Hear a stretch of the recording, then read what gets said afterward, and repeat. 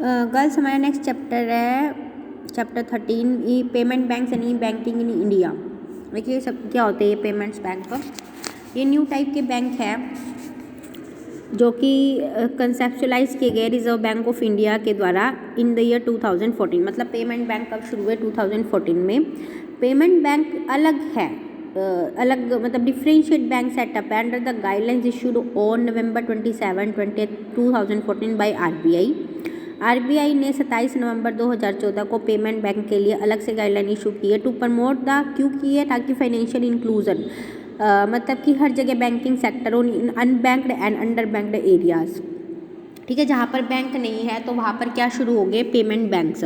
Although the conventional banking prove, वैसे तो जो कन्वेंशनल बैंकिंग है मतलब कि जैसे हम बैंक्स देख रहे हैं वो भी इफेक्टिव है इन प्रमोटिंग द फाइनेंशियल इंक्लूजन, परंतु फिर भी कई लोग ऐसे हैं जो कि आज के टाइम में जिसकी बैंक तक पहुँच नहीं है, तो उन लोगों को बैंक से लिंक करने के लिए पेमेंट बैंक की शुरुआत की गई है। वो जो है पर्सन कौन से है, मोस्टली माइग्रेंट लेबर वर्कफोर्स जो एक स्थान से दूसरे स्थान पर जाते हैं, लेबर, लो इनकम हाउस होल्ड है जिनकी कम इनकम है, स्मॉल बिजनेस यूनिट है, अनऑर्गेनाइज सेक्टर है, तो ये इनको हेल्प मिलती है पेमेंट बैंक्स के through. A payment bank can carry out most of the banking operation. अब पेमेंट बैंक क्या करते हैं, जो काम सारे बैंक करते हैं ना वही काम पेमेंट बैंक भी करता है। Like acceptance of demand deposit, मतलब कि एक्सेप्ट करता है पैसा, परंतु लिमिट है उसकी 1 लाख रुपए तक की ही वो डिपॉजिट कर सकते हैं पैसे को। इशू ऑफ एटीएम कार्ड या डेबिट कार्ड इशू करते हैं। थर्ड पार्टी का फंड ट्रांसफ़र कर सकते हैं। Internet banking, mobile banking, bill payments, ठीक है, विड्रॉल फैसिलिटीज़, तो ये सब फैसिलिटीज़ देते हैं payment bank. But can not advance loan और इशू क्रेडिट कार्ड, परंतु लोन नहीं देते और इशू क्रेडिट कार्ड इशू नहीं करते। करंट अकाउंट भी आप इनके पास खुलवा सकते हैं, सेविंग अकाउंट भी खुलवा सकते हैं पेमेंट बैंक के पास। ठीक है, ये सारे फंक्शन वो परफॉर्म करते हैं जो ट्रेडिशनल बैंक परफॉर्म करते हैं। और ये कहता है कि all these function but they have not been able to cater to banking remote needs in remote areas. For example, traditional bank cannot be opened in every village of India. ठीक है, तो वहाँ पर क्या होंगे पेमेंट बैंक्स को establish कर दिया जाएगा। पेमेंट बैंक जो है फिल करते हैं gap between the banking service of payment bank can be availed through the internet, mobile phones के द्वारा भी हम इनकी बैंकिंग सर्विसेज को अवेल कर सकते हैं मोबाइल फ़ोन के द्वारा। जैसे एयरटेल पेमेंट बैंक है तो इनकी सर्विसेज को हम जो है अवेल कर सकते हैं थ्रू द इंटरनेट या mobile phone. Payment bank promote करते हैं डिजिटल एंड पेपरलेस बैंकिंग। जैसे कि पेमेंट करनी है तो हम एयरटेल पेमेंट बैंक से पेमेंट कर सकते हैं। This bank have to achieve universal access to banking. Payment bank act as a function banking correspondence of other bank. देखिए जो दूसरे बैंक है ना वो भी अपनी सहायता के लिए पेमेंट बैंक को एस्टेब्लिश कर सकते हैं। जैसे एक छोटी सी ब्रांच, छोटा सा रिटेल आउटलेट किसी बैंक ने अथोराइज कर दिया उस पर्सन को कि आप हमारे बिहाफ पे काम कीजिए, तो वो भी कर सकते हैं। ठीक है, और पेमेंट बैंक को हम उनकी सर्विसेज को मोबाइल फ़ोन के द्वारा भी यूज़ कर सकते हैं। तो पेमेंट बैंक दूसरे बैंक की तरह होते हैं परंतु ये स्मॉल स्केल पर काम करते हैं without involving any credit risk. इनका कोई रिस्क नहीं होता ज़्यादा। ये सारे बैंकिंग ऑपरेशन को परफॉर्म करते हैं परंतु ये लोन नहीं देते, क्रेडिट कार्ड इशू नहीं करते, और इनकी जो डिमांड डिपॉजिट होती है वो 1 लाख रुपए तक की ही होती है। Payment banks in India, RBI ने इशू की है पेमेंट बैंक की गाइडलाइंस 27 नवंबर 2014 को ये इस्टेब्लिश हो गए थे। और हर एक पेमेंट बैंक जो कि ओपन होता है उसको अपने नाम के आगे पेमेंट बैंक लिखवाना होता है डिफ्रेंशिएट करने के लिए। 2018 तक 11 और entities obtain license for setting up the payment bank. इसके लिए आरबीआई से लाइसेंस लेना होता है कि पेमेंट बैंक इस्टेब्लिश करना चाहते हैं आप। और 4 जो है अभी काम कर रही है, Airtel payment bank limited, India post payment bank limited, Paytm payment bank limited and Fino payment bank limited. ये काम कर रही है 4 अभी इंडिया में। उसके बाद आ जाता है, देखिए आप जो कंपैरिजन देख सकते हैं ट्रेडिशनल बैंकिंग और पेमेंट बैंकिंग में जैसे फीचर्स की दी हुई है। जैसे डिपॉजिट एक्सेप्ट करते हैं ट्रेडिशनल बैंक भी और पेमेंट बैंक भी बिल्कुल करते हैं। इंटरेस्ट देते हैं, बिल्कुल देते हैं, दोनों के दोनों। विड्रॉल फैसिलिटीज़ भी है। लोन कौन देगा, सिर्फ traditional bank, payment bank loan नहीं देता। क्रेडिट कार्ड कौन इशू करता है, ट्रेडिशनल बैंक।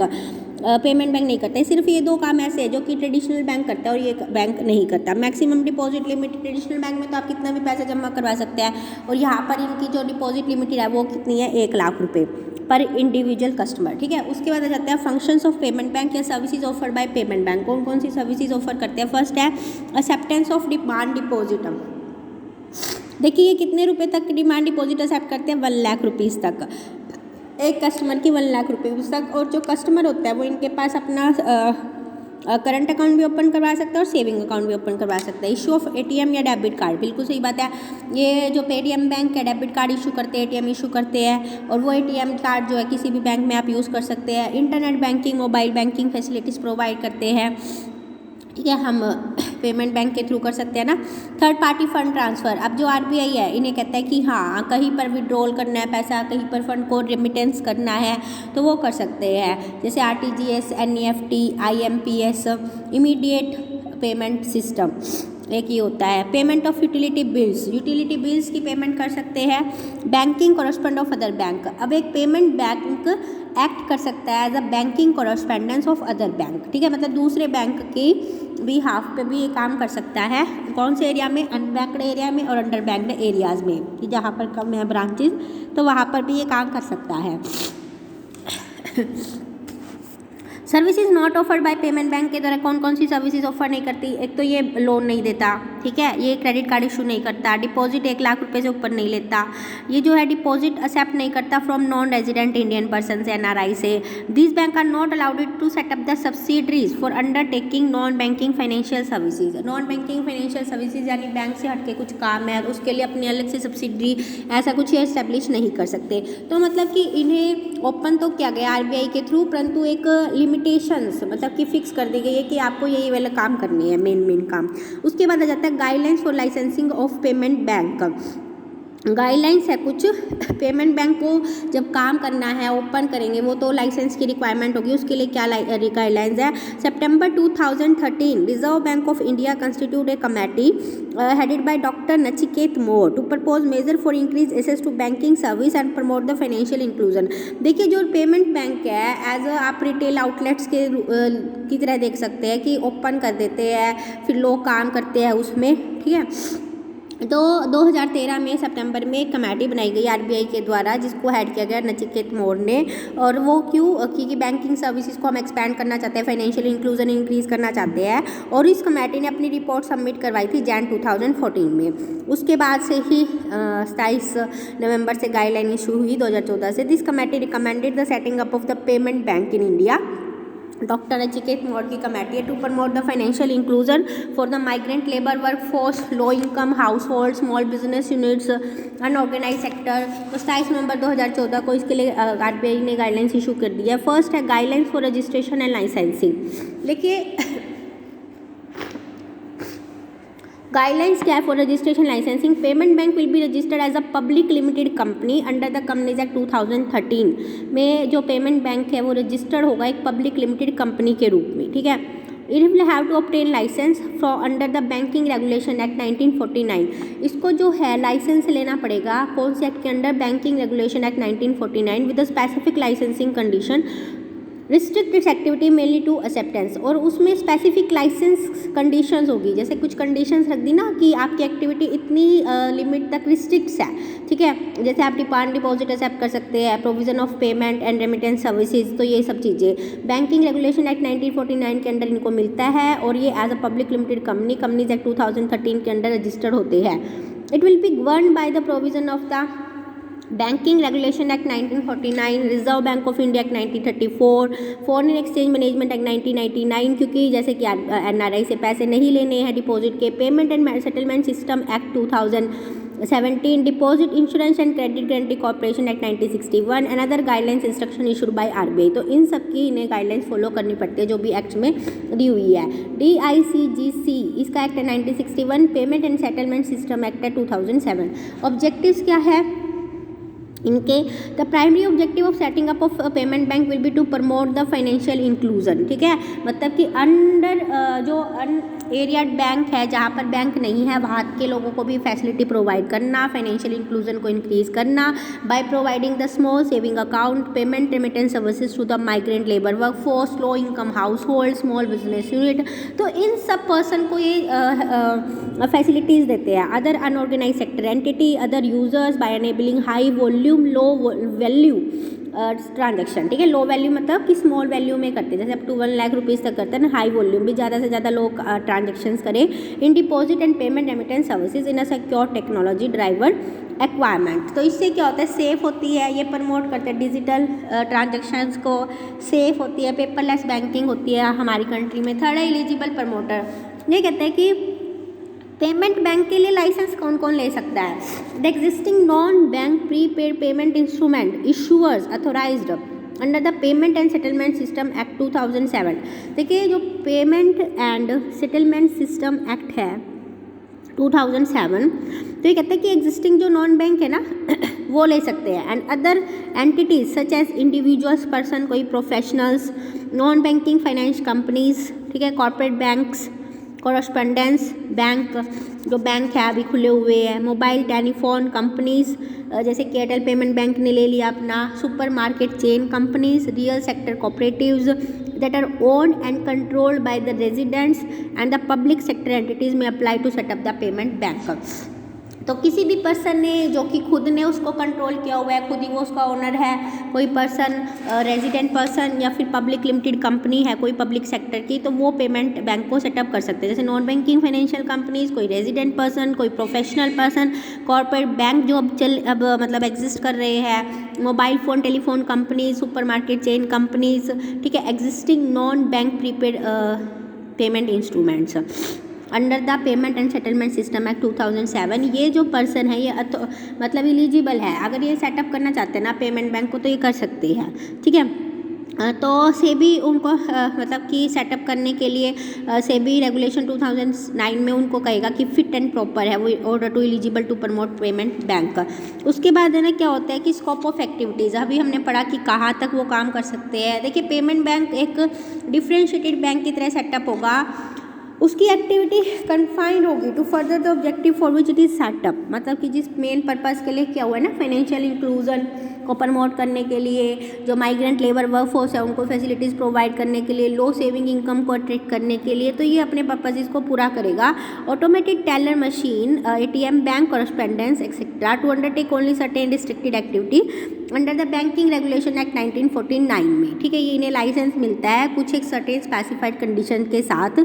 तो वो क्या है, फर्स्ट है पेमेंट बैंक एक्सेप्ट कर सकता है demand deposit up to ₹1 lakh. ठीक है, तो current deposit account, saving bank deposit account from the individual, small business unit, other entities as permitted by the RBI वो कर सकते हैं, परंतु ये NRI की डिपॉजिट एक्सेप्ट नहीं कर सकता। Eligible deposit mobilised by the payment bank, ये क्या कहता है, eligible deposit mobilised by the payment bank would be covered under the, जो एलिजिबल डिपॉजिट होता है ना, जो मोबिलाइज की है इसने मतलब कि ट्रांसफ़र की है, covered under the deposit insurance scheme of deposit insurance and credit country corporation of India से इसके अंदर कवर होती है। जो भी मोबिलाइज किया उसने पैसा, as a primary role to provide the payment and remittance services and demand deposit product to small business unit, low income household. Second है payment bank can issue ATM card, debit card, payment bank however can not issue the credit card. बिल्कुल सही बात है। This bank can provide payment and remittance services through the various channel including branches, automated teller machines, bank correspondence. ठीक है, bank correspondence का मतलब क्या हुआ कि बैंक नहीं काम करे, जैसे बैंकिंग आवर्स क्या होते हैं 5 बजे तक होते हैं, वो क्लोज हो जाता है, उसके बाद उनके बिहाफ पे ये काम करते हैं, तो उसको आप बैंकिंग कॉरस्पॉन्डेंस का नाम दे सकते हैं। मोबाइल बैंकिंग के थ्रू हम एयरटेल पेमेंट बैंक सर्विसेज का यूज़ कर सकते हैं। Payment remittance services would include acceptance of fund eight one and through the various channels including branches, BCs payment of cash at another hand through branches BC। तो मतलब एक branch accept करेगा, दूसरे branch को भेज दी जाएगी, जैसा भी रूल्स होगा, RTGS होगी, NEFT होगी, तो वही काम कर देगा। Payment banks are permitted to offer internet banking and mobile banking services. ठीक है, इंटरनेट मोबाइल बैंकिंग के थ्रू भी कर सकते हैं ना हम ये, क्योंकि मोबाइल फ़ोन कंपनीज़ ने अगर अपने पेमेंट बैंक ओपन करवा लिए तो नेचुरल चीज़ है, आप कोई भी काम करेंगे internet and mobile bank company के थ्रू ही करेंगे, क्योंकि मोबाइल टेलीफोन कंपनीज भी अपने पेमेंट बैंक को ओपन कर सकती है। The payment bank is expected to use technology और offer low cost banking services. A payment bank can choose to become a business correspondence of another bank. ठीक है, अभी क्या कहता है, सब्जेक्ट टू आरबीआई गाइडलाइंस, यानी मैंने आपको बताया जैसे मान लो पीएनबी बैंक है, उसके बिहाफ पे एक रिटेल आउटलेट्स खोल दी जाएगी, उसके बिहाफ पे 5 बजे उसके बिहाफ पे ये पर्सन काम करेंगे पेमेंट बैंक का। तो ये कहते हैं कि पेमेंट बैंक में choose to become a business correspondence भी हो सकते हैं वो ऑफ अनदर बैंक। ठीक है, सब्जेक्ट टू आरबीआई गाइडलाइंस, तो दूसरे बैंक के भी कर सकते हैं, उसका बिजनेस कॉरस्पॉन्डेंट्स बोल सकते हैं BCs। As a channel payment bank can accept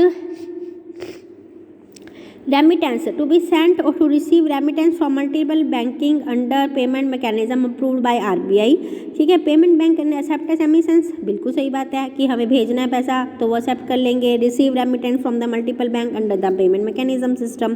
payment bank are permitted to handle cross border remittance transaction in the nature of personal payment, remittance on current account. All facilities approval incidental to undertaking such transaction in foreign exchange will need permission of RBI on an application made to it. ये कहते हैं कि NRI की deposit तो आपको accept नहीं करनी है, पर ये कहते हैं कि मतलब कि वो परमिट है उन्हें कि क्रॉस बॉर्डर रेमिटेंस ट्रांजेक्शन वो कर सकते हैं इन the nature of personal payment. जैसे कि पर्सनली मुझे आउटसाइड कंट्री रेमिटेंस करना है, हमें भेजने हैं पैसे, तो वो आप अपने बिहाफ पर कर सकते हैं on the current account. All the facilities incidental to undertaking, foreign exchange में जितनी भी मतलब अंडरटेकिंग होगी ट्रांजैक्शन की, उसमें परमिशन चाहिएगी आरबीआई की, मतलब हम भेज सकते हैं पैसे। द पेमेंट बैंक में undertake utility bill payment on behalf of customer and general public. जैसे बिल पेमेंट करनी है हमें ऑनलाइन तो वो भी काम कर सकते हैं ये। Payment bank can not set up subsidiaries to undertake non banking financial services activity, मतलब इसके अलावा non banking financial services activity in the sense होता है ना कि लोन देने हैं, तो ऐसा काम नहीं कर सकते, मतलब अपने बिहाफ पे अपनी ही सब्सिडरीज को ओपन नहीं कर सकते।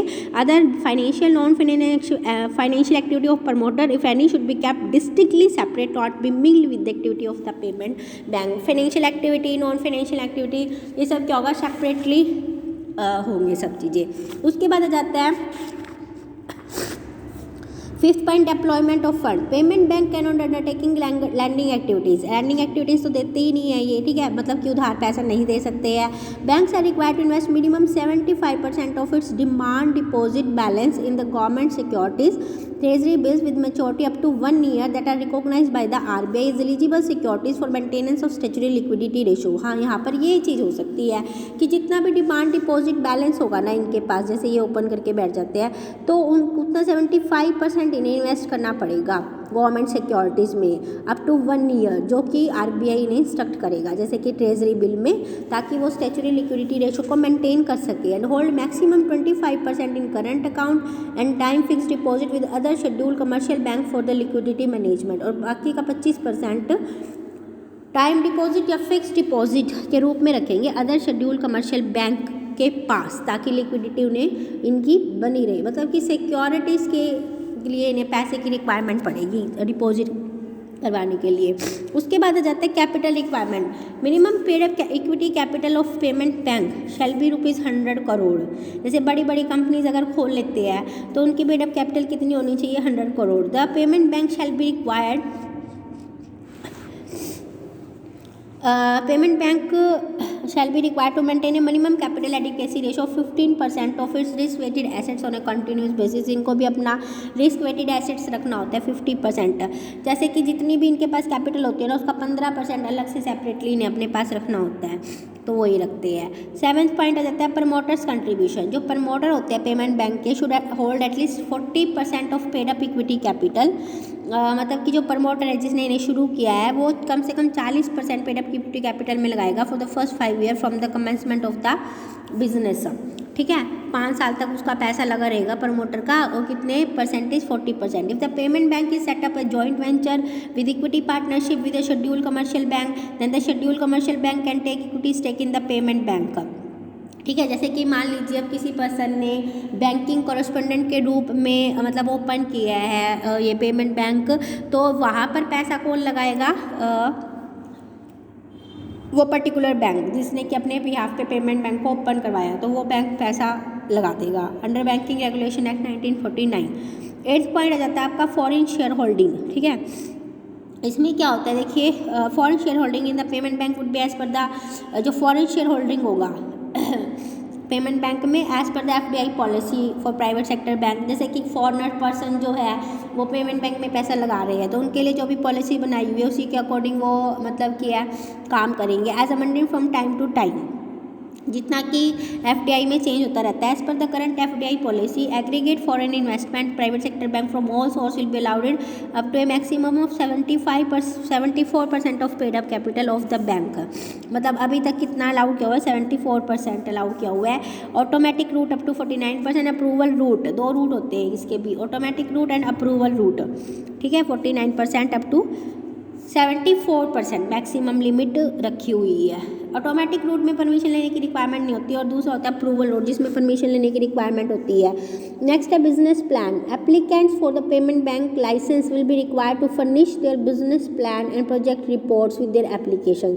मतलब अप्लाई करना पड़ेगा पेमेंट बैंक के लिए तो वो अपनी एक एप्लीकेशन फर्निश करेंगे, एप्लीकेशन को लगाएंगे ताकि वो अपने बताएंगे कि बिजनेस प्लान्स क्या है, प्रोजेक्ट रिपोर्ट्स क्या है। Business plan will have to make it clear as to how the bank purpose to achieve the objective of setting up payment bank.